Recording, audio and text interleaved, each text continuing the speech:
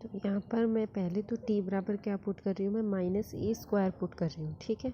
अगर t बराबर minus ए square put करेंगे तो b वाली टर्म तो आपके पास ज़ीरो हो जाएगी, क्योंकि बनेगा minus A square plus A square, और a की वैल्यू क्या हो जाएगी, यहाँ से देखना इधर तो बचेगा माइनस ए स्क्वायर, और इधर मैं x की जगह माइनस ए स्क्वायर पुट करूँगी तो ये बनेगा माइनस ए स्क्वायर प्लस बी स्क्वायर। इसे a की वैल्यू निकालेंगे तो a की वैल्यू कितनी आ जाएगी, देखो माइनस ए स्क्वायर अपोन माइनस ए स्क्वायर प्लस बी स्क्वायर। दोनों में से ऊपर नीचे में माइनस कॉमन ले लेती हूँ तो बनेगा ए स्क्वायर अपोन ए स्क्वायर माइनस बी स्क्वायर। और अगर मैं इस x बराबर माइनस बी स्क्वायर कॉमन ले लेती हूँ तो ए वाली टर्म कैंसिल हो जाएगी और b की वैल्यू कितनी आ जाएगी, माइनस बी स्क्वायर अपोन ए स्क्वायर माइनस बी स्क्वायर। ये a और b की वैल्यू मैं यहाँ पर पुट करती हूँ तो आपको यहाँ पर इसकी जगह t upon T plus A square into T plus B square बराबर ए की जगह तो क्या पुट करोगे, ए की जगह तो हो जाएगा A square upon A square minus B square, upon में बनेगा टी प्लस ए स्क्वायर, ठीक है।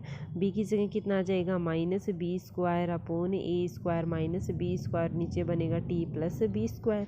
ये वैल्यू पुट कर देंगे, दोनों वैल्यू पुट करेंगे तो इसका समाकलन हो जाएगा अलग अलग समाकलन। तो ए स्क्वायर अपोन ए स्क्वायर माइनस बी स्क्वायर तो कॉन्स्टेंट है, उसको मैं बाहर ले लूँगी, देखना यहाँ पर बाहर ले लिया, अंदर बनेगा लिमिट 0 से इनफाइनाइट तक dx अपोन, और t की वैल्यू t अपन ने t माना था ना एक्स स्क्वायर, t की वैल्यू रख देते हैं एक्स स्क्वायर प्लस क्या बन जाएगा A square B minus B square upon A square minus B square बाहर ले लूँगी, और लिमिट 0 से इनफाइनाइट तक dx upon x square plus B square.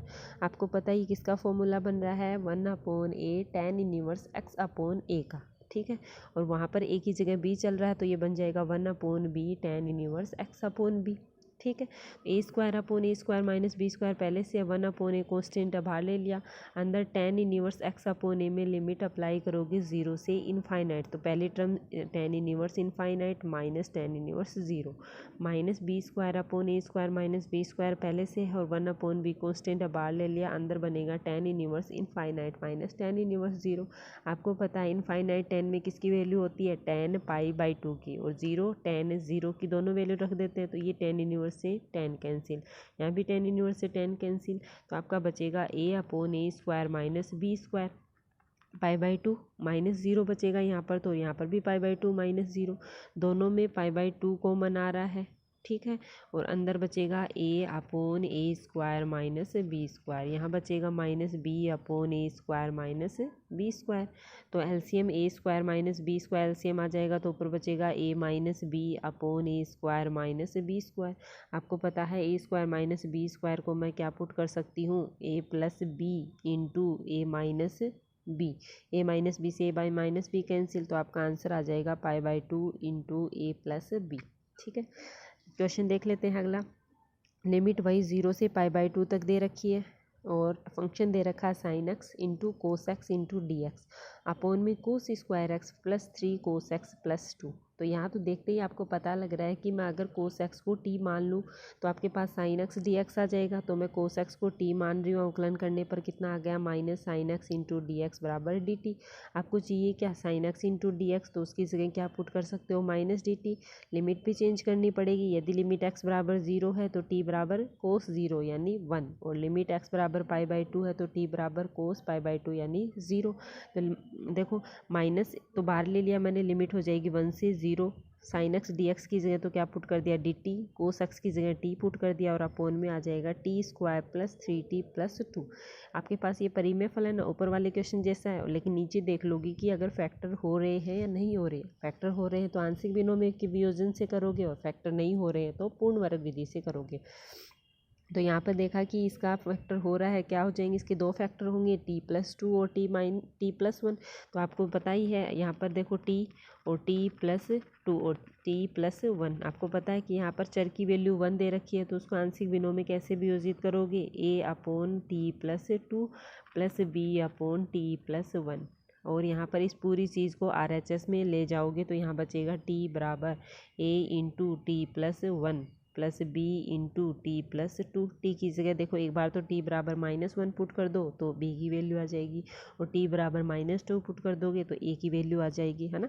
तो टी बराबर मैं एक बार -2 पुट कर रही हूँ तो इधर इसमें तो आ जाएगा -2, ए की वैल्यू 0, और बी क्या बचेगा -2 + 1 यानी -1, तो b की वैल्यू कितनी आ जाएगी 2।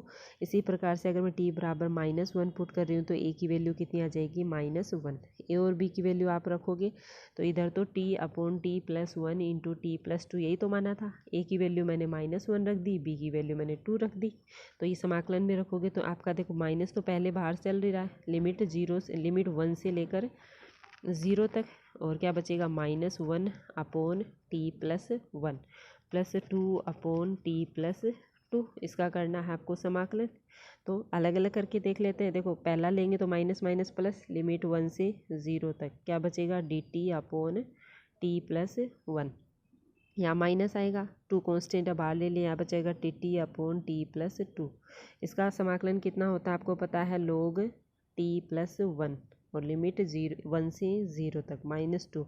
इसका हो जाएगा log t + 2 और लिमिट हो जाएगी आपकी 1 से 0। लिमिट अप्लाई कर दो तो बचेगा, लिमिट अप्लाई करोगे 0 अप्लाई करोगे तो देखो यहाँ पर log 0 + 1 - log 1 + 1 -2, log 0 + 2 - log 1 + 2। log आपको पता है 1 की वैल्यू 0, ये बन जाएगा -log 2। -2 पहले से है, log 2 - log 3। तो देखो log 2 तो ये रहा और 2 ये रहा, तो कितना हो जाएगा, माइनस में है तो -3 log 2। और log 3 कितना है, log 3 आपके पास सिर्फ 1 है, तो ये बन जाएगा 2 log 3। इसको मैं कैसे लिख सकती हूँ, देखो इसको मैं कैसे लिख सकती हूँ, माइनस पहले से ही है, log 2 की पावर 3 लिख सकती हूँ ना। और क्योंकि आपको पता है log m की पावर n को कैसे लिख सकते हैं, n log m, है ना। इसको ऐसा लिख सकते हैं और इसको ऐसा लिख सकते हैं। इसको कैसे लिख देंगे, log 3 की पावर 2, यानी ये हो जाएगा -log 8 और ये हो जाएगा +log 9, और ये क्या हो जाएगा, log m/n को कैसे लिखते हैं, log m - n, तो उसी प्रकार से इसको लिख देंगे log 9/8, और यही क्या है आपका आंसर है।